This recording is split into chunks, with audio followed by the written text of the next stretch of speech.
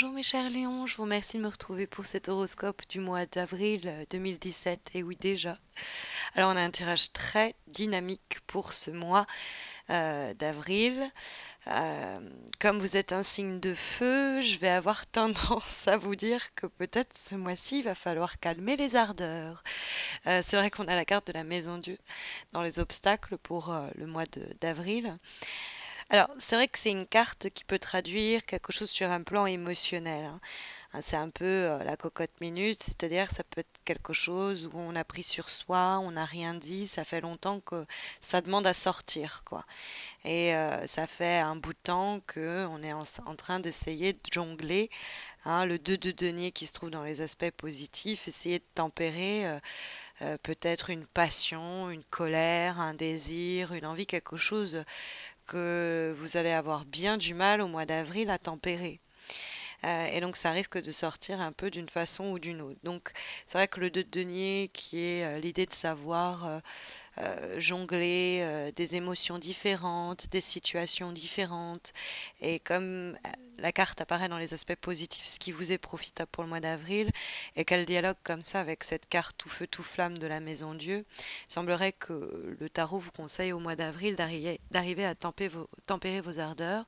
Alors les ardeurs, elles peuvent prendre bien des formes. Ça peut être des colères, hein, ça peut être aussi l'idée que si on en fait trop, puisqu'on a cet homme-là qui est quand même en train d'essayer de gérer deux situations simultanément. Donc, hein, ses mains sont bien remplies.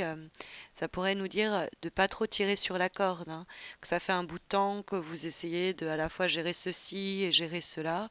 La carte de la Maison Dieu vous met en garde dans les obstacles pour le mois, que finalement vous n'arriviez plus à tenir cet équilibre parce que vous êtes exténué, parce que il y a déjà deux personnages qui apparaissent sur cette carte qui font les frais un petit peu de l'explosion de la Maison Dieu, qui peut nous dire que bah, si vous essayez de, par exemple, gérer une histoire d'amour au travail, ou travailler avec la personne avec qui vous êtes en couple, ça pourrait malheureusement générer des zones conflictuelles, ou un ras-le-bol.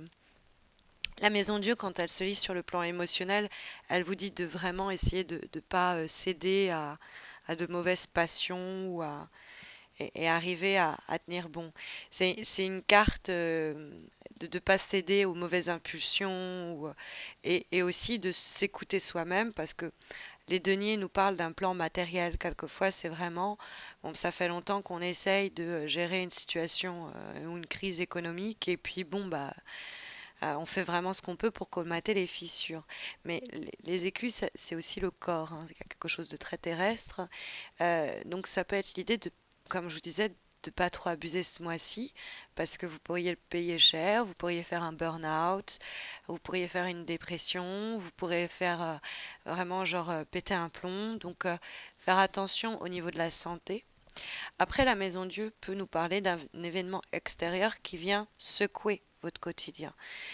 C'est-à-dire que ça, c'est pas de votre fait. Ça peut notamment, quand on voit la carte de l'amoureux et du jugement, être une situation qui génère du coup une nécessité de prendre une décision et de la faire savoir. Donc il va y avoir un moment où vous allez être en train de jongler, vous allez avoir des doutes et des hésitations. C'est un moment qu'il faut prendre, hein, un moment de réflexion. Ce moment d'hésitation n'est pas négatif, il est encouragé par le jeu. Il est plus sur un plan moral, matériel que sur un plan émotionnel. Mais ça pourrait être un clash ou une nouvelle qui fait que vous êtes obligé de réévaluer une situation pour trouver un nouvel équilibre et devoir vous décider, parce que l'amoureux c'est aussi la décision, et devoir communiquer clairement à ce sujet, peut-être au sujet d'autorité, peut-être au sujet d'une personne, et dire bon bah voilà ma décision compte tenu du fait que tu m'as mis ou mise au pied du mur. Ça peut être ça. Ça peut être aussi quelqu'un, la carte du jugement. C'est une carte qui nous parle du retour du passé quelquefois. Donc cette carte-là peut nous signifier qu'il va y avoir quelqu'un du passé qui revient et ça va faire l'effet d'une bombe. Ce serait pas impossible avec l'amoureux en vibration que ce soit quelqu'un du passé et que ça crée notamment une relation triangulaire. C'est peut-être quelqu'un pour qui vous avez toujours eu un coup de foudre et qui vous lâche un truc pas possible et qui se déclare à vous. Et donc, bah vous, c'est une sorte de réalisation des vœux parce que vous éprouvez des sentiments pour cette personne, mais vous êtes obligé de jongler parce que vous avez déjà quelqu'un dans votre vie. Ça peut être aussi l'idée qu'il y a des choses qui doivent être dites, qui sont retenues ou refoulées depuis longtemps et avec lesquelles on jongle depuis un bout de temps, mais il est temps de se décider sur le plan relationnel. Ce serait vraiment marqué sur un plan relationnel. Il est temps de se décider à avoir la conversation qu'on attend depuis longtemps, parce que la carte du jugement, elle permet de révéler des choses qui visiblement pourraient être en train de remonter à la surface et ne demander qu'à une chose, c'est à se faire entendre. Il y a quelque chose aussi assez phallique dans la carte de la maison Dieu. Donc ça peut être des désirs, des pulsions qui sont refoulées sur le plan amoureux parce que les choses n'étaient pas très claires, on savait pas trop, il y avait de l'indécision, de la confusion sur la nature des sentiments, peut-être parce qu'il y avait une triangulaire amoureuse ou parce qu'on était dans un contexte collectif où il était difficile de savoir comment se positionner sur le plan du duo, quoi. Mais le jugement nous dit, bah, peut-être que ça va sortir un peu de façon désordonnée, peut-être que le tirage vous dit justement qu'on peut éviter ça, qu'on peut éviter qu'on atteigne un moment de rupture ou de crise pour que les choses soient dites clairement.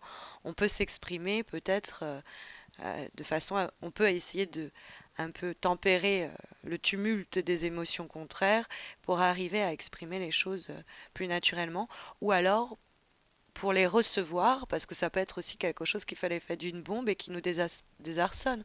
On pourrait avoir l'idée, par exemple, d'un coup de foudre amoureux qui met un peu la zizanie. Ça pourrait être une nouvelle qui nous arrive. Ça pourrait être des fois après sur un côté plus matériel. Ça pourrait être un problème avec la maison, avec le foyer, qui nous met sur une situation économique un peu difficile, mais on pourrait faire une demande d'aide auprès de nos amis, de la famille pour établir et juguler la situation. Hein, tout simplement, si on en vient à une lecture très basique, très matérielle et très concrète. Mais c'est vrai que le jugement, c'est quand même l'idée de se donner une seconde chance.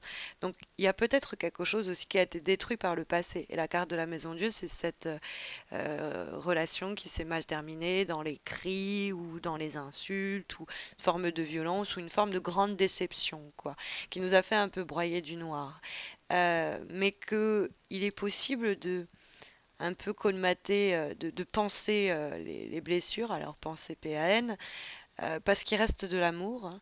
Il reste une volonté des deux côtés de réconciliation, parce que le jugement peut aussi nous apporter une sorte de couple qui renaît de ses cendres, une résurrection comme ça, un renouveau vers lequel vous vous dirigez à- au cours du mois, puisque c'est la direction pour votre mois d'avril. Alors, on va avoir comme avant-dernière carte qui va être une lame issue du tarot Oshozen qui va nous donner une lecture un peu plus spirituelle, mentale du tarot et donc un conseil un petit peu plus psychologique.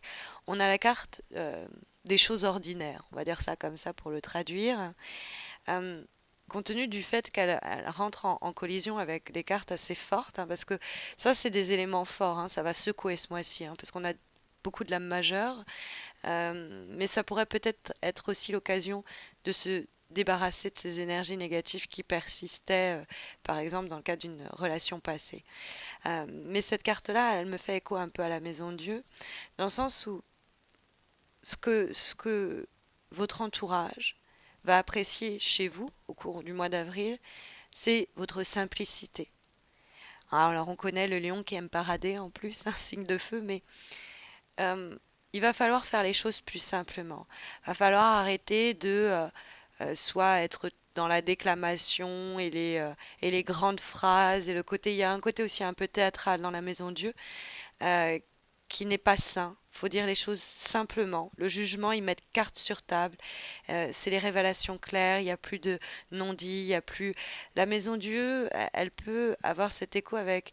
Il faut essayer d'atteindre un niveau de sérénité dans les relations et dans les échanges qui apportera une simplicité et une facilité à peut-être s'ouvrir et à dire plus clairement les choses, hein.